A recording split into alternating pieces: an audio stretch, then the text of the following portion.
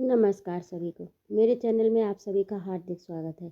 आज मैं उपस्थित हूँ श्री लाल शुक्ल द्वारा लिखित उपन्यास राग तरवारी का 34वां भाग लेकर। तो आइए कथानक प्रारंभ करें। उन्होंने बहुत समझाने की चेष्टा की पर बात उलझती गई। उन्होंने कहा कि हमारी यूनियन में गबन जैसा कोई गबन नहीं हुआ है, हुआ भी हो तो गबन करने वाला लापता है और शासकीय तंत्र के निकम्मेपन के कारण अभी तक पकड़ा नहीं गया। उसका इस झगड़े से कोई संबंध नहीं है और यदि कोई संबंध प्रमाणित हो जाए तो वे जितना कहा जाएगा उतना रुपया यूनियन को दान के रूप में दे देंगे, किंतु इसके पहले इंस्पेक्टर का तबादला होना चाहिए। वे जो कुछ कहा जाएगा करने को तैयार हैं। शर्त यही है कि वैद्य जी को तब बताया गया कि हमें जनता के सामने आदर्श उपस्थित करना चाहिए।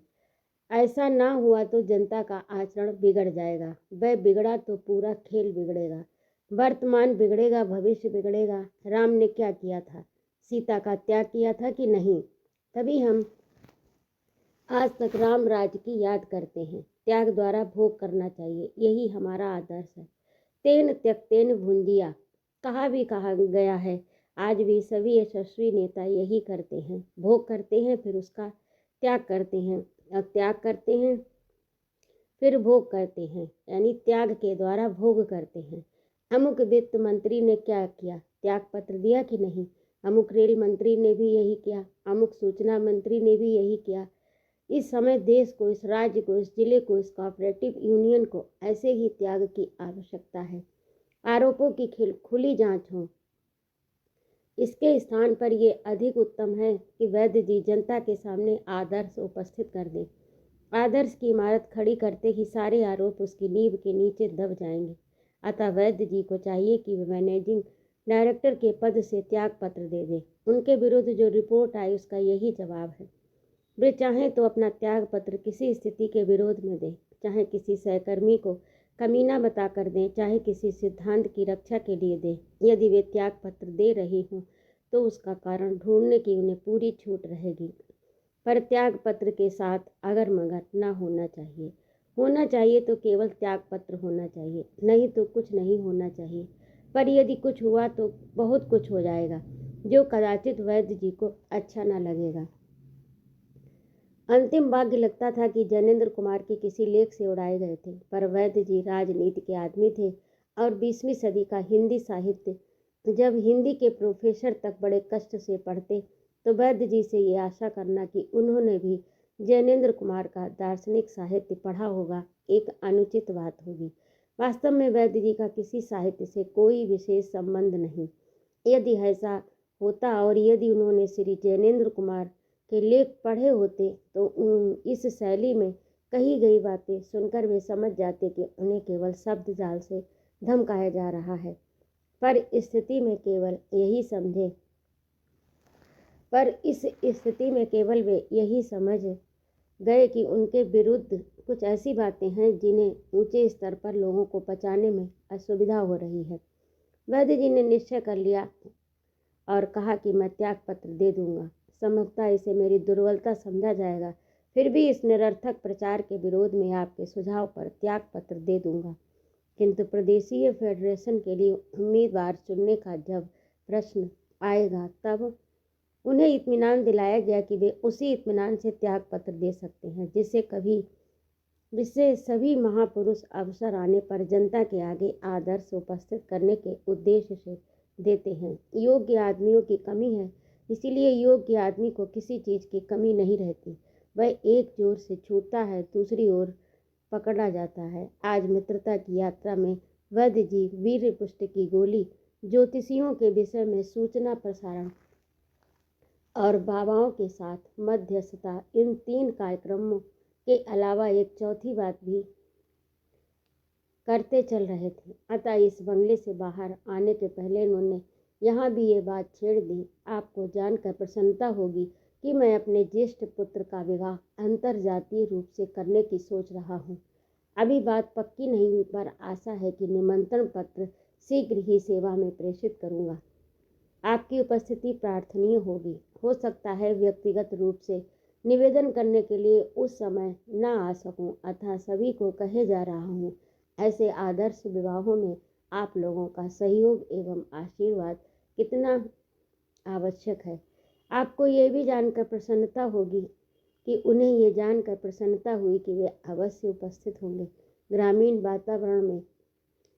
वातावरण में उसका विरोध भी हो रहा है, किंतु जो भी कहा जाता उसी को सुनकर उन्हें प्रसन्नता हुई बार बार हुई।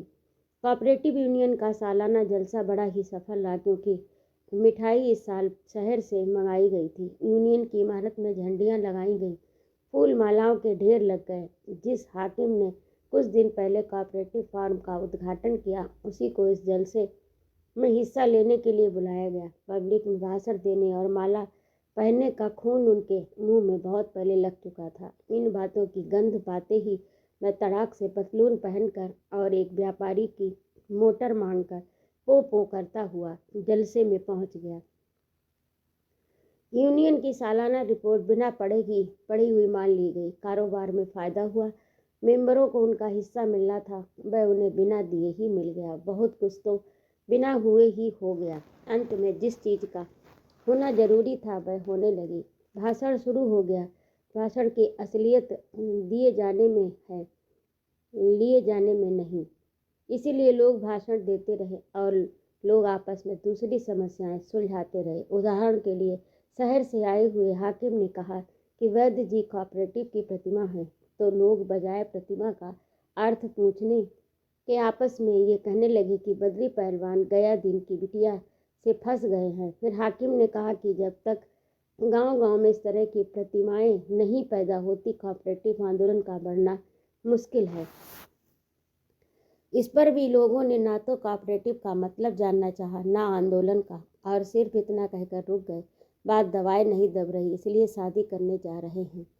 इस सब कानाफूसी के बावजूद किसी ने कोई दुखदाई बात खुलकर नहीं की, क्योंकि अब भी चक्रवर्ती राज्य अगर कहीं था तो यूनियन में था, और किसी का था तो वैद्य जी का था।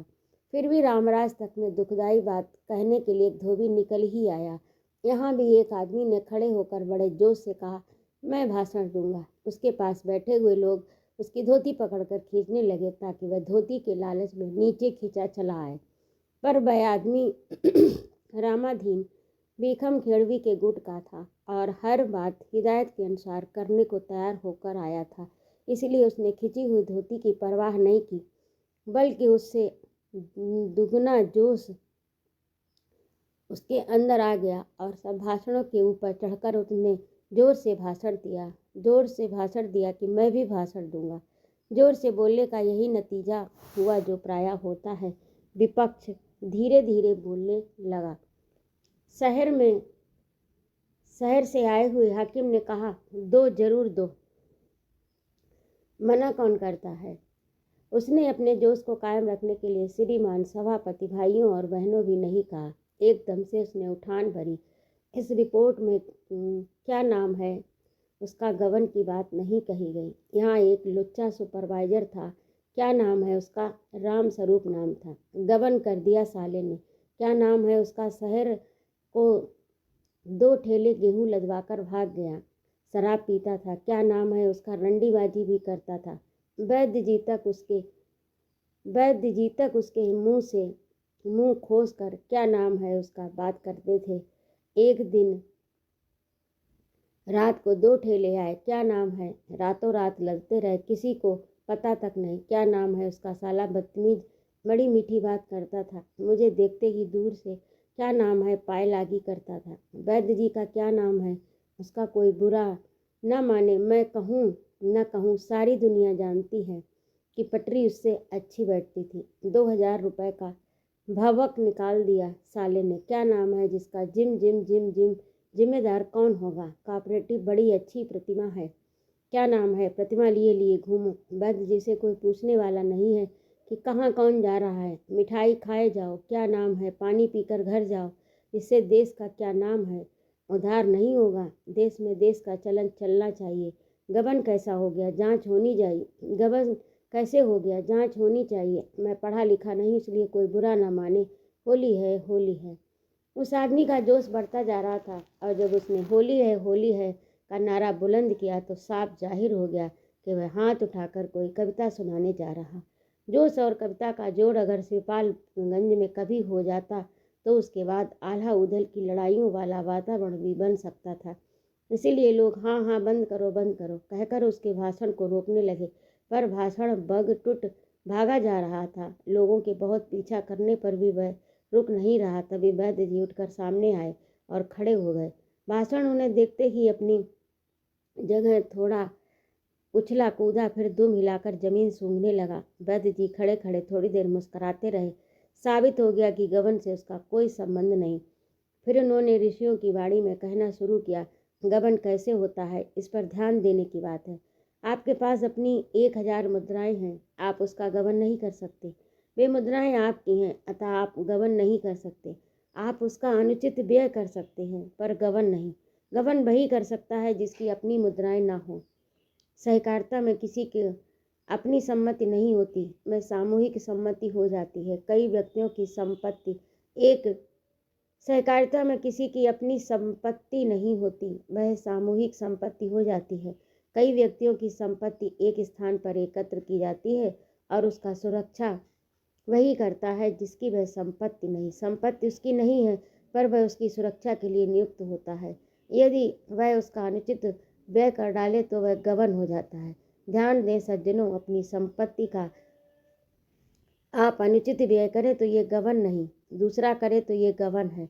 सहकारी संपत्ति किसी व्यक्ति विशेष की नहीं होती, अतः उसका अनुचित व्यय अनुचित क्षरण किसी ऐसे व्यक्ति द्वारा ही होता है जिसकी वह संपत्ति नहीं। गबन होता है। इस प्रकार सिद्ध हुआ कि सरकारी संपत्ति में अनुचित व्यय नहीं होता है सदा गबन ही होता। सहकारी संपत्ति की यही नियत है, जिस पर आश्चर्य नहीं होना चाहिए। न सहकारी संपत्ति के साथ गबन का शब्द जुड़ते देखकर उसे घबराना चाहिए। कहीं कहीं गबन को छिपाया जाता है, दोष को नहीं छिपाना चाहिए, नहीं तो जड़ पकड़ लेता है। हम यही सिद्धांत मानते हैं, जिस सहकारी यूनियन में गबन न निकले उसको संदेह से देखना चाहिए। प्रायः यहाँ गबन आंकड़ों की आड़ में छिपाया जाता है, यहाँ कुछ भी छिपाया नहीं गया। व्यवस्था उत्तम रखी गई।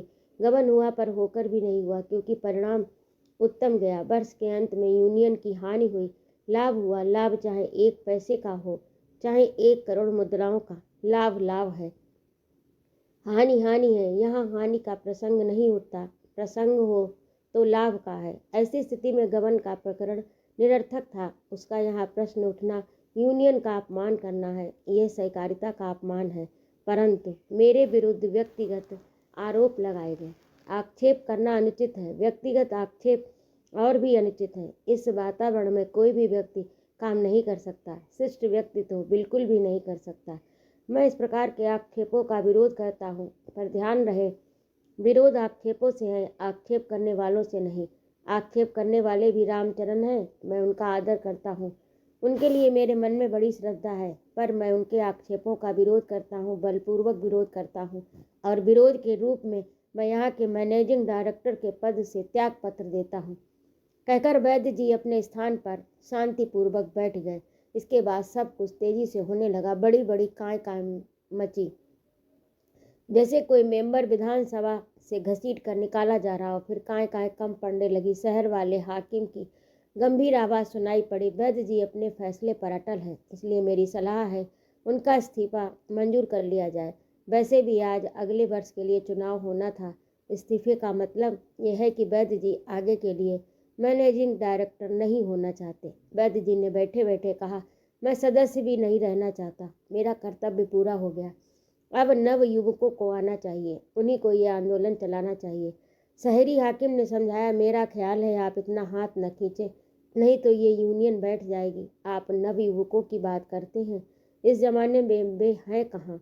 पर वैद्य जी नहीं माने। वे इस पर अड़े रहे कि नव युवकों को इस जमाने में भी होना चाहिए और उन्हीं को आंदोलन चलाना चाहिए। अंत में शहर वाले हाकिम ने कहा, तो नया मैनेजिंग डायरेक्टर चुन लिया जाए। यह कहकर दूसरों को बोलने का मौका दिए बिना मैं खुद बोलने लगा। बात उसने परंपरा से शुरू की।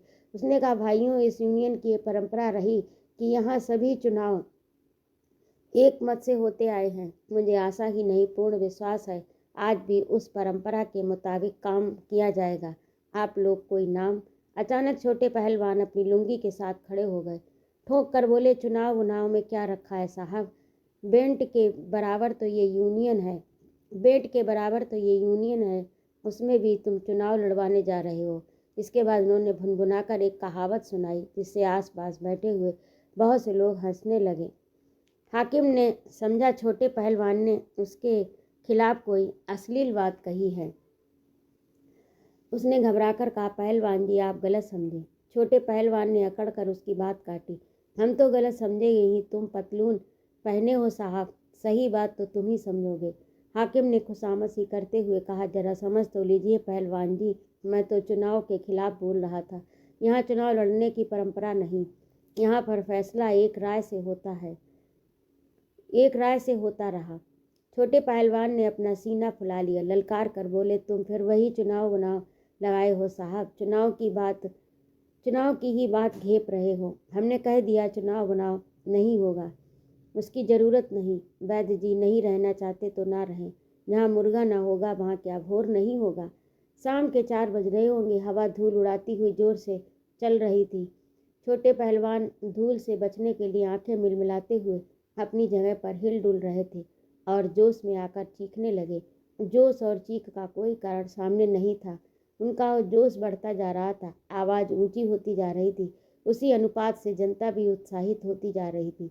हाकिम की घबराहट बढ़ रही थी। छोटे ने जो अब किसी काल्पनिक पलटन को लड़ाई के मैदान में दौड़कर आगे बढ़ने के लिए प्रोत्साहित कर रहे थे, आखिर में कहा, वैद्य जी हट गए हैं, कोई फिक्र नहीं, उनकी जगह सटाक से दूसरा आदमी बैठ जाता है। कैसा चुनाव? चले बड़े चुनाव वाले। ये तिड़ीबाजी शहर में ही चलती, यहाँ नहीं चलेगी। यहाँ तो जिसे चाहो उसी को वैद्य जी की जगह बैठा दिया जाएगा। उठो बद्री उस्ताद, ना हो तो तुम ही बैठ जाओ। उठो उठो। उस्ताद लो लपक के शोरगुल के बीच बड़े जोर का नारा लगा, बोलो भारत माता की जय। फिर वही पुराना क्रम, बोलो महात्मा गांधी की जय, पंडित जवाहरलाल नेहरू की जय, वैद्य महाराज की जय, बद्री पहलवान की जय, इदरीस साहब की जय। इदरीस साहब यानी शहर से आए हुए हाकिम के दिमाग में सन्नाटा छा गया। आंखें चकाचौंध हो गईं। जब उन्हें होश आया, उन्होंने देखा वैद्य जी कहीं चले गए हैं। उनके विरोधी रामचरण को कोई फाटक के बाहर हाथ पकड़कर नीचे लिए जा रहा है। बद्री पहलवान माला पहने हुए मंच पर उनकी बगल में बैठे हैं और चेहरे पर मैनेजिंग डायरेक्टर के पद की आभा फैली है। उस साल सिपालगंज में रबी की अच्छी पैदावार हो गई। जाड़ों में समय से पानी बरसा। नहर के बड़े साहब का, जो जनता को घास कूड़ा जनतंत्र का प्लेग समझता था, तबादला हो गया। उसकी जगह एक ऐसा हाकिम आया जिसने नहर के पानी को पानी की तरह खर्च किया और सभी जगहों पर उसे पहुंचाने की कोशिश की। बसंत में पछुआ पवन तेजी से नहीं चली, टिड्डियों और चूहों का प्रकोप नहीं हुआ। हरी फसल को लाठी के जोर से जानवरों द्वारा चराने वाले 2 विख्यात गुंडे थे। उनमें से एक किसी ट्रक के नीचे कुचल कर मर गया, दूसरा हवाला चला गया। कोई फौजदारी नहीं हुई, जिससे गांव के आधे लोग खेती का काम छोड़कर जेल में बंद रहते। आपसी दुश्मनी से किसी ने खलिहान में आग नहीं लगाई। गांव के किनारे एक जंगल के कुछ बंजारे आकर बस गए। उनकी लड़कियां जवान सलोनी थे। वे कच्ची शराब बनाते और सस्ते दामों पर बेचते। उधर से निकलने वाले नौजवानों को भेड़ा काटकर वे अपनी झोपड़ी में बांध लिया करते थे। जिस समय गोड़ाई करने के लिए उनका खेत पर जाना लाजमी होता, उस समय वे झोपड़ी पर बंधे हुए मिमियाते रहते। इस साल पुलिस ने पहले लड़कियों पर हस्तक्षेप किया, कच्ची शराब पर, आखिर में बंजारों के पूरे रहन सहन पर हस्तक्षेप करके उन्हें इलाके से बाहर खदेड़ दिया। इस तरह नौजवान और खेतों के बीच बागों में निरंतर चलने वाले जुए को छोड़कर कोई बाधा नहीं रही। उन्होंने खेती में जी लगाकर मेहनत की, पैदावार अच्छी हुई, पर जैसा लोग समझते हैं ऐसा अचानक नहीं हुआ। अच्छी पैदावार के पीछे इन घटनाओं या घटनाओं के अभाव का भी हाथ था। अच्छी पैदावार पर किसानों ने ज़्यादा ध्यान नहीं दिया, क्योंकि वे पूरी पैदावार पर ध्यान नहीं देते थे। पर बहुत से दूसरे वर्ग ताली बजा बजा कर नाचने लगे। नेता बोले, ये हमारे व्याख्यान का नतीजा है। विकास अधिकारी आंकड़ों की मार्फत कहने लगे, सब हमारे प्रयासों से हुआ। सरकारी क्षेत्रों में लोग दूसरे को बधाइयाँ देने लगे। अच्छी पैदावार का नतीजा निकला। गयादीन को मुकदमेबाजी से कुछ राहत मिली। कर्ज की वसूली के लिए उन्होंने दावे दायर कर रखे थे। उनने प्रतिवादियों ने रुपए लेकर सुलह की। बहुत से किसान अपनी ओर से रुपया लेकर उनके यहाँ आने लगे और शादी ब्याह का मौसम निकट होने के बावजूद रुपए की वसूली बढ़ी, निकासी कम हुई। एक दिन में 7-8 किसानों से घिरे हुए अपने हिसाब किताब में व्यस्त थे। उन्होंने देखा वैद्य जी उनके घर आ रहे। ये इतिहास था। बड़े आदमियों का जीवन चरित्र ही हमारे यहाँ इतिहास माना जाता। अगर उसकी परिभाषा न बदली तो भविष्य में हाई स्कूल में लड़कों की वार्षिक परीक्षा में अवश्य पूछा जाएगा, वैद्य जी के जीवन की सबसे महत्वपूर्ण घटना क्या थी। और वे उत्तर लिखेंगे, फला फला तारीख सन फला को अपना दरवाज़ा छोड़कर गयादीन नामक एक महासामंत के घर पर गए। इसी के साथ दूसरा सवाल होगा, इस घटना का क्या कारण था। लड़के जवाब लिखेंगे, इस घटना का कारण उनके बड़े लड़के बद्री पहलवान का आचरण और गयादीन की लड़की बेला का दुराचरण। जैसा एक महापुरुष दूसरे महापुरुष के साथ सलूक करता है, गयादीन ने कुछ उसी तरह वैद्य जी का स्वागत किया। एकांत हो गया। वैद्य जी बोले, यह एक महत्वपूर्ण विषय पर आपसे बात करने आया हूँ। तो अभी आप सुन रहे थे श्री लाल शुक्ल द्वारा लिखित उपन्यास राग तरवारी का 34वां भाग। आपको कैसा लगा कमेंट करके अवश्य बताइएगा। यदि आपको मेरा कहानी सुनाना अच्छा लगता हो तो कृपया मेरे चैनल को सब्सक्राइब करें, लाइक और कमेंट करें तथा अपने मित्रों में शेयर करें। जय माँ भारती।